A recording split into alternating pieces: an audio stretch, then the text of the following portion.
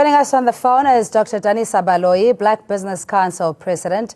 Good evening to you and thanks for joining us. And Landiwe Mahlangu, NAFCOG Chief Economist, also on the phone line. Let's start with you, Dr. Baloyi, and just what the Finance Minister has to grapple with, of course, with the sluggish economic growth and also the fact that we're sitting with a business community seemingly very resistant to the transformation imperative. Your view and how he is now would have to navigate these particular treacherous environment. Yeah, good evening and good evening to the listeners. I think to me the first advantage around all this is that he's telling the truth, and I know I said it post-budget, I say it again. At least we know what we are faced with. I also agree, and some of us have been saying this for a long time, that all South Africans have to be hands on deck. If we look at our country as one country and accept the fact that not government alone can do it without business, then we are on our way. I believe that business indeed has to come to the party, and to some extent, sitting on the CEO's initiative stroke forum, I think with the whole skills development program for the youth and also the small business, it's a small step in the right direction.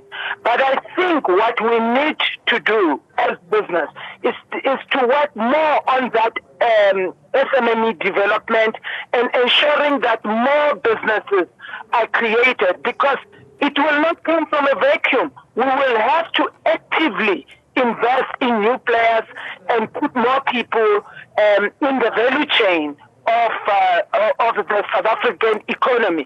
Unless we do that, we will have this a downward spiral, so as to speak. And we hope that in doing that, we can sort of inspire confidence, particularly with the rating agencies, who will see South Africa coming together with both government and the private sector, seeking solutions that will work for our economy for growth.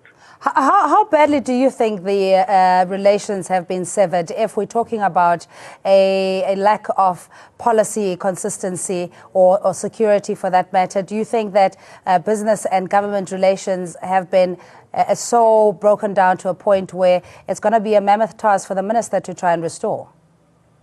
I think it would be a little bit harsh to say that they've been severed, they're so bad, because as business, we meet with government all the time. And the last meeting that I attended was of the CEO's forum in the Minister Gigaba's office, with the deputy minister and all of the senior managers within Treasury. So I think the fact that business and government are talking at that level, he is the leader in the economic cluster. So if that communication is going on, I think we can go a long way. However, it will also be naive not to accept or recognize the fact that there are bumps in the relationship. And I think that for the sake of South Africa, I'm just pleading that we hold hands and fix the economy. The government must continue to create the environment, but I think business must go beyond some of the concerns that they have and start to invest in the economy and bring new players and, sort of encourage small, medium-sized enterprises and black business in particular to be active participants. I think we can do that. And there are areas that I think we can have quick wins, like in tourism, like in agriculture, and some of the services areas. I think we can get a few quick wins, and I think we should. All right, but just having to look at, as you're saying, a business not necessarily having written off any negotiation or collaboration with government because it's interdependent on each other. But going forward in the immediate, you say quick wins around the policies that are already existing. There are issues of lack of compliance, lack of even advancing the transformation agenda. So how then does the minister negotiate those kind of settlements, if you will? I think if we look at some of the changes that he came up with, he tried to walk a tightrope in terms of finalizing the board of SAA and finalizing the CEO of the issue of the CEO of SAA. And also coming up with the head of strategy. As to whether it will work will depend largely on business, coming up with strategies that will ensure that confidence is rebuilt. I think one of the things that the minister will still have to do is to make sure that we get rid of all these people who are acting in positions in government. If you look at most of the state-owned companies, people are acting. If you look at Danel, there's an acting CEO. You look at ESCOM, there's an acting CEO, and it's a pattern. When you are acting, you really are not sure of your tomorrow. But if you finalize and you stabilize the institutions, and then you also can hold people accountable. But if they are not permanent, well, it's another story. And I think if we can begin to do that, and the minister has promised to do that, the Minister of Finance, the Minister for Public Enterprises has promised that by the end of November, we might see stability in terms of those posts within ESCOM. All right, Dr. Baloyi, please stay on the line. We joined in studio by Landiwe Mahlangu, NAFCOG Chief Economist in studio. Good evening to you, Mr. Mahlangu, and thanks so much for your time. Of course, it's very difficult for the minister to try and persuade business. He's fairly new in the post and primarily looking at the appetite, or rather the comfort zone that business previously had with Finance Minister Pravin Gordhan. Do you think that all the gains that were made in restoring relations between business and government were lost with the appointment of Malusi Gigaba? And how does he then try and restore that sense of confidence? No, thanks. Good evening to the listeners. I had actually seen the relationship even with the previous minister as more of an institutional one. I actually, and from what I could see, perhaps maybe temporarily some kind of discomfort with certain businesses. Obviously, I mean, there's a preference for a particular personality. But I think, substantively, I think, and it has happened, the dialogue that Minister Gigaba has had with the business and seems to have, gotten some kind of traction as far as, and I think he has met more than once, I think, thrice or so, with the businesses. So to an extent that kind of engagement is important, I do not see any problems with that, yeah. Yeah, but I mean, why would business want to overstretch and even recapitalize or invest in the economy currently when they are enjoying the bulk of the lucrative business from government in the form of tenders and bulk infrastructure, etc.? You say the question is that why would they not? Yes, why would they go over and above what they're currently doing? Because they're benefiting from the majority market share. Well, it's very clear that, every other business would like to actually grow the business. So as far as I'm concerned is that, to an extent that there are opportunities that are actually offered by the government and there's not quite, a lot of those.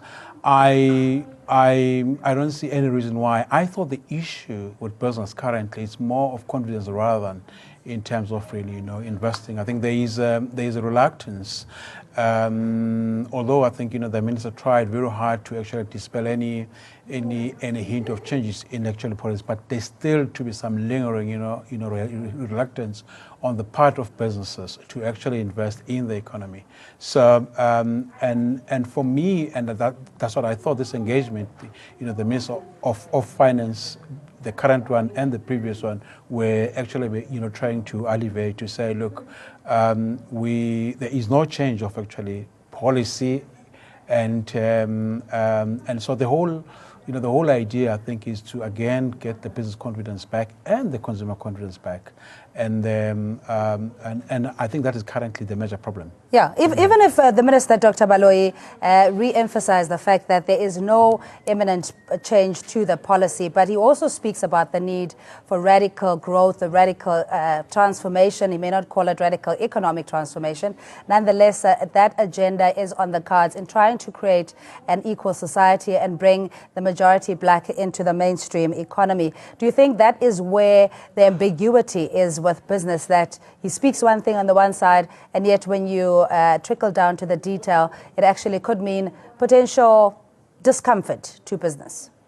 Yes, I think there is, and we have to be honest that there are people who are saying the economy is in trouble right now, so how can we even think about transformation? Let us put transformation in the back burner and try to fix the economy. I say we cannot postpone transformation any longer. We have to find solutions that will involve transforming our economy by putting most of our people at work. It is, to me, disheartening to see young people on social media carrying placards that say, I'm a metallurgist, I'm a geologist, I've qualified, but I have no job.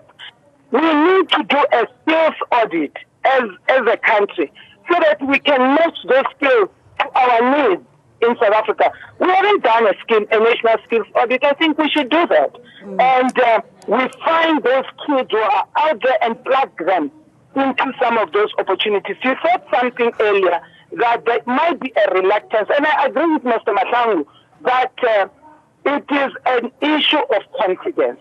But if if business doesn't come through and have more confidence, I think if you look now, the minister has put members of the of BUSA on the FAA board, and I think it's a lever of goodwill. And I think more and more of those things show that government is trying to do a little bit more. But at the end of the day, the people who will turn this economy around will be the private sector, not government. The policies of government count a hell of a lot, sorry for that word, they count a lot, but it also means that the private sector will have to give a little as well, and take some of the risks and hope they pay off. It is not good enough to say, because we are unhappy about A, B, C, D, and for now we will do nothing when we are on a slippery slope downwards. And I think it will take robust discussions, but it will take a little bit of bravery to really ride this storm, because it is a storm. Dr. Baloyi, stay on the line, please. Is business still generally, Mr. Mahlangu, seeing the transformation agenda as a deterrent, that it is a threat not only perhaps to their bottom line, but to their shareholders' gains? Do you think that there hasn't been a more robust, or maybe a more adequate explanation of what this whole transformation agenda ought to be, and that it will benefit business in the long run as well? Well, I don't think so, actually. Look, I could only speak, for instance, for the small and medium enterprises. The issue of transformation, or radical transformation for that matter, is really all about achieving what I thought there's a general consensus, namely inclusive economy. Otherwise, there's an end in actually mind. So I think Dr. Baloyi is actually right. there is no option for transformation, and I would even argue there's no option for radical transformation, precisely to actually, address some of the structural, impediments that are actually there. So, to an extent that all of us desires, and I've never heard any business actually express a contrary view, desire a much more equitable, society and inclusive growth. It means certain radical steps would have to be taken along the way. Radical steps have been taken in the mining charter, Dr. Baloyi, and we saw the rebuttal and retaliation, if you want to call it that, with the Chamber of Mines. So any move that is being made in the financial cluster will be scrutinized, and if it doesn't favor business, it will be met with some form of disdain or even reluctance. The reality of the situation is that if we do that, if we don't transform, we have a problem. If we do not include those historically left out, we have a problem. I have argued in the past, I continue to argue, that it's not about taking from Cindy to give to Danisa, or from Danisa to give to Landiwe. It is about creating new opportunities for all of us so that there can be more players.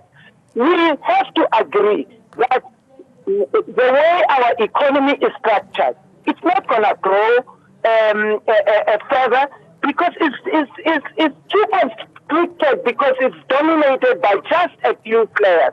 Opening up our economy will help for growth. And I don't think there are many people who disagree. It is the how. And we must take the fear away from everybody's mind and start to invest. I am saying my money that I put in the financial services must start to work for me. It must start to work for everybody. I should be able to say, I have a business idea, or I already run a business. Help me as my banker to grow it. And or I have an idea, please have trust in me. Albeit that I'm a black entrepreneur. Have trust in me as well and give me that lever. But we will also have to encourage the partnerships, real partnerships for South Africa, because black business cannot transform on its own. And for growth to happen, we will need black and white or stroke established business to work together and ensure that more and more people become active participants in our economy. The way we are going, if we all recede to the background and we do not want to do anything, we will be revised downwards again. And the chances are we will be downgraded.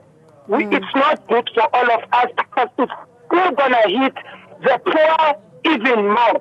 Those of us who are black will have the black tax.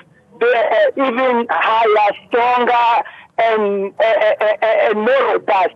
So I am pleading to all South Africans who have those levers that the minister spoke about, to use them to the benefit of everyone and to the benefit of our economy. And we can. Those levers are there. Yeah. Dr. Baloyi, please stay on the line. Just in terms of what we can do, if you look at number one in sheer numbers and the volume, 44 billion rand that is sitting in banks that primarily emanates from stokvels and communities. Why is it that we're not advocating for smaller community banks, as you see internationally, and also allowing those communities to develop mechanisms to sustain themselves and grow their own industries? Well, I think it's part of the project of transformation. Clearly, the financial sector, and that's not new, has been one of those sectors, quite frankly, that has not really, transformed at the the scale and pace of what is expected, and I think probably maybe not in the public domain. There are also moves to actually ensure that we broaden that sector and actually ensure that there's a much more broader based ownership, and there's a much more, if you like, a better understanding and a rekindling of a kind of a risk, that we're facing. So yes, I would say that the financial sector should be, should be one of those sectors that are actually are used as a key lever for this inclusive growth. But I thought maybe I must also make a point to say that, much as we make a lot about business coming to the party, remember that a lot of investments, particularly if you have to measure that by fixed capital information, has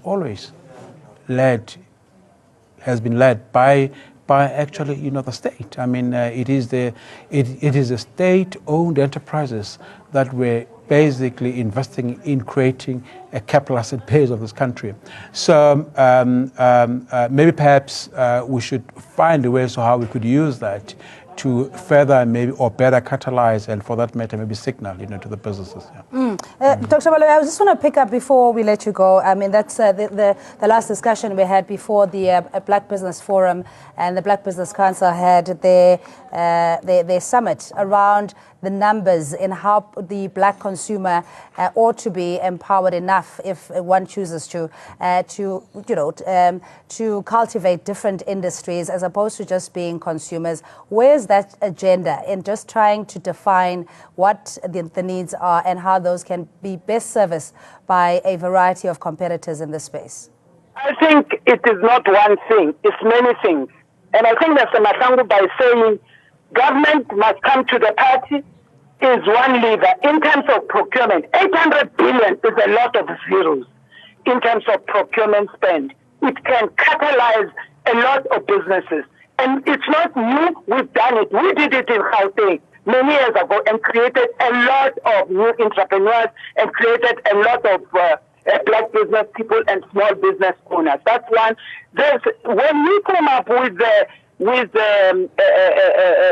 black industrialists, we are looking to the state-owned enterprises to come to the party. They can catalyze and open up as well. However, the numbers are not really encouraging, because out of procurement is still more of the same old who benefit. Out of the state-owned enterprises, very little. Look at the 2% or whatever percentage that is at SAA going to black business. Really, if we're not serious as South Africans to make sure that all South Africans benefit from the opportunities created, and that's what we were talking about at the summit. All right. If we're not serious, nothing will change. All right, Dr. Danisa Baloyi, Black Business Council President. And just wrapping up, Mr. Masangu, in the sense of what is new now, because the call has been made previously for a public-private partnership and encouraging that collaborative kind of atmosphere. What is different now? Why should a business be compelled to do over and above just providing services and goods? Well, I guess actually what is new now are actually the kind of opportunities that have actually come up. I would say that I would imagine that you mentioned public-private partnerships. Possibly that would be one area which has not been really fully exploited. Precisely because the state was playing a leading role and must still do.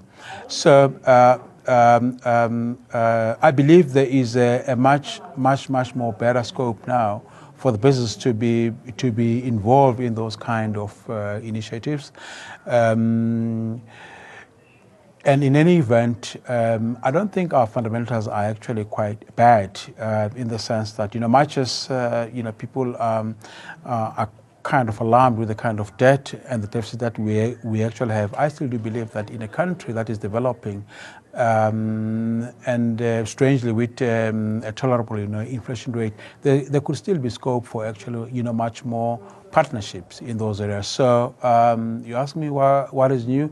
I think there's much more opportunities, and I think and then there's a much more room for actually state to be able to participate in those projects. All right, Mr. Mahlangu, thanks so much. An eternal optimist like me. Landiwe Mahlangu, NAFCOC Chief Economist, joining us in studio, looking at the challenges that the Finance Minister, Malusi Gigaba, has to navigate, especially in uplifting business confidence and ensuring that we don't face another downgrade and the sluggish economy. Of course, he certainly has his work cut out for him. We take a break. We'll see you shortly.